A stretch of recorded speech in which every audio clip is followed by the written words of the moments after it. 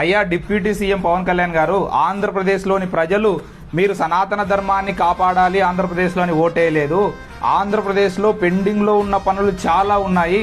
Capital city అయితేనేమి, Polavaram project అయితేనేమి, Vizag steel plant అయితేనేమి, కడప ఉక్కు ఫ్యాక్టరీ అయితేనేమి, ఇలాంటి పెండింగ్ లో ఉన్న పనులు చాలా ఉన్నాయి ఆంధ్రప్రదేశ్ లో. దయచేసి వాటి మీద ఫోకస్ చేసి అవి కంప్లీట్ చేయండి.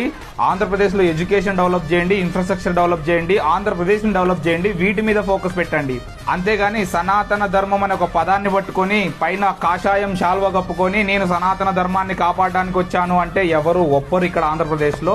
ఆంధ్రప్రదేశ్ డెవలప్మెంట్ ని పక్కన పెట్టి ఉచిత పథకాలు అకౌంట్లలోకి డబ్బులు కొట్టిన వారిని కూడా పక్కకు పెట్టిన విషయం అందరికీ తెలిసిందే. దయచేసి చెప్తున్నాం, సనాతన ధర్మం భారతదేశంలో ఎప్పటికీ చావదు. హిందువులు చాలా గట్టిగా ఉన్నారు.